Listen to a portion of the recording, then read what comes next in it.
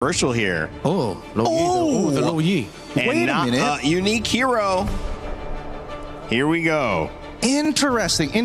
So they want map pressure to be able to kind of, if we're a little bit slow on the turn, the Loyi is able to teleport multiple people at once to a target location. Yes, it is reveal, big whoops, but it's still a way to kind of maintain pressure. Oh, I lose priority? Doesn't matter. I'm still there. This could be an interesting approach and a different way of thinking for Aurora.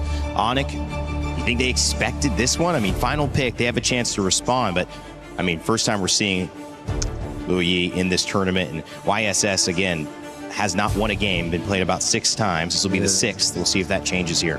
Let's see if they'll make it work.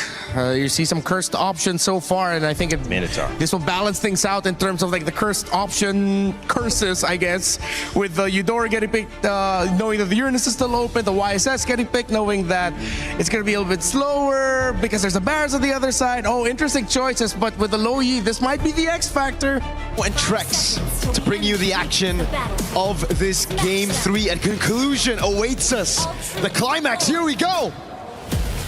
I'm not ready for it, Mirko. I'm not ready for it. We got a Lu Yi. Midnight's either cooking or overcooked with this one, but so far he has been a chef in the draft. Let's see if this one is going to pull it off. Mirko, any thoughts on the way this draft turned out? Okay. Just against these very low-range targets, the Loyi makes a lot of sense, I'll be honest with you. Back in the day as well, when it comes to the utility jungles, man, like the Barat's over, everybody who wants to stick together, they kind of get countered by the Loyi, right? So it's AoE damage that Aurora are playing around, and they have a very good front-to-back. If they can somehow get the tempo, which should be kind of like the win already, just based on the composition here, on those side lanes, they can play around Rosa early on. So we'll find out. Again, it's the Wilderness Blessing with the Braves by Rosa. Even though he's on the Loyi, does a lot of good damage on ONIC's composition, still got to get that safety net, man. A little bit of sustain.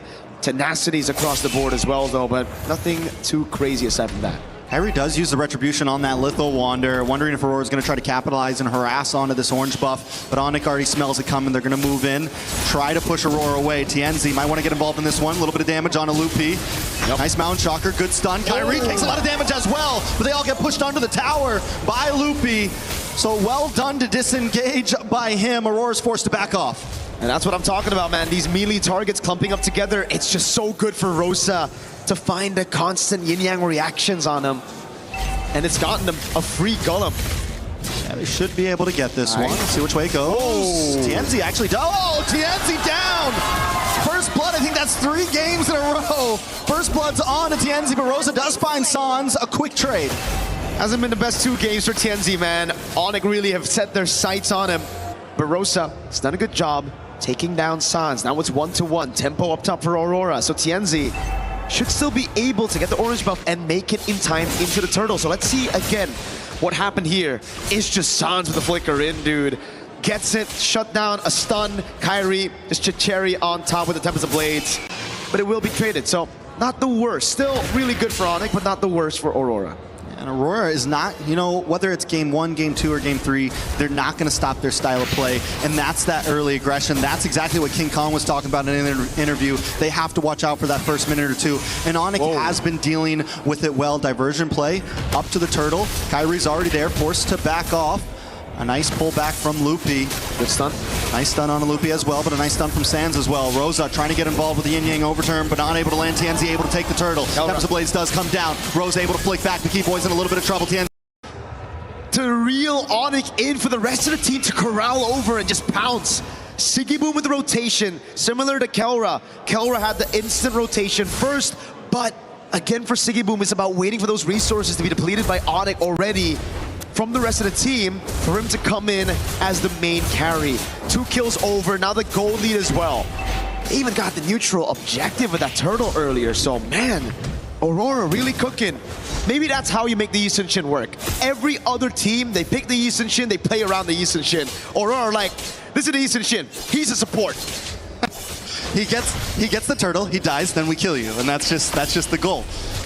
But honestly, this has been the start for TNZ in all 3 games. Even in game 1, he got hit by Keyboy, died very early on.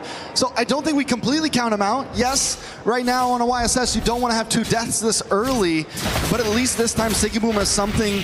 They have other heroes to rely on this game. And I really gotta say, man, very underrated member of Aurora, right? Everybody talks about TNZ, Rosa, even Pagu at M7 because he was the newest member, but Sigiboom, just a constant growth from this man right here.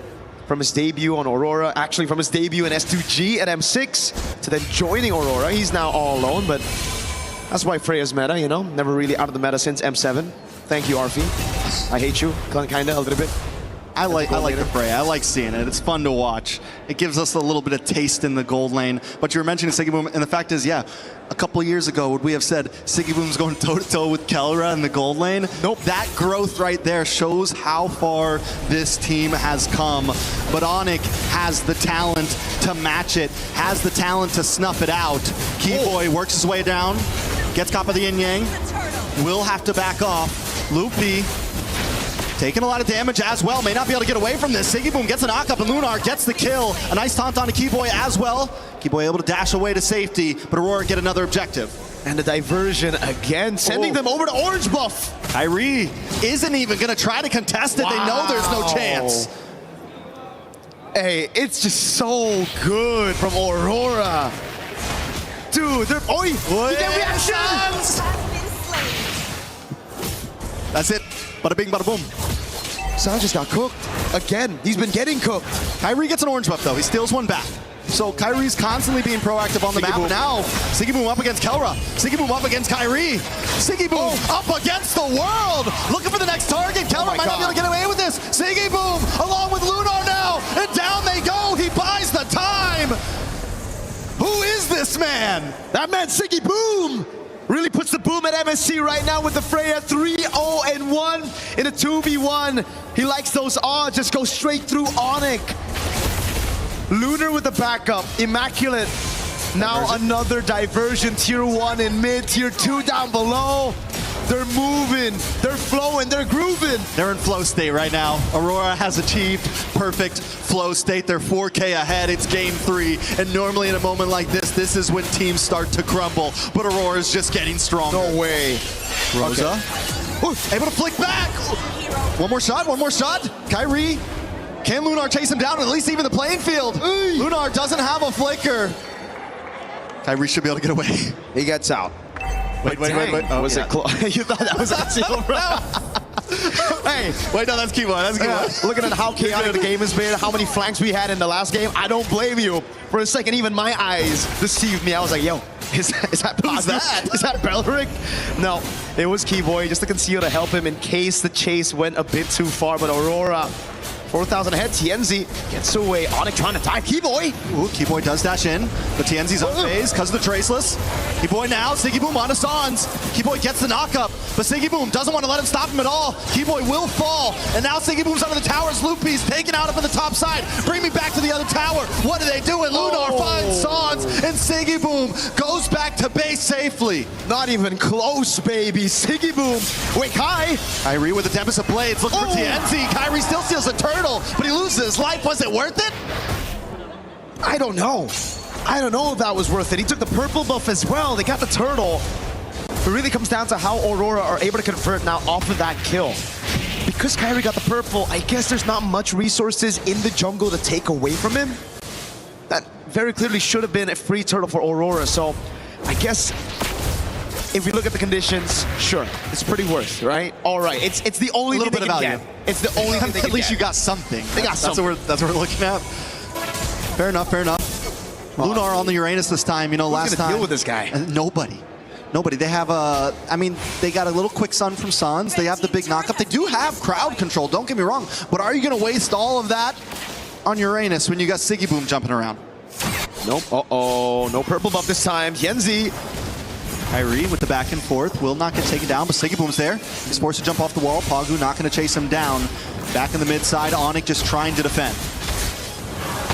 Tienzi is up in levels, 3 whole levels up against Kyrie. Remember, folks, this is a 0% win rate Yi Sun-shin that he's on right now. No other team has made the Yi Sun-shin work. I've seen worse odds. You've seen worse odds, yeah. Again, ONIC, it almost seems like they have the good seal from Pagu. Zan's gotta be careful, he doesn't have flicker. They're trying to bait something out here. Pagu's on him, Pagu's on him. Loopy won't be able to get away, but look at Keyboy with the knockup onto 2.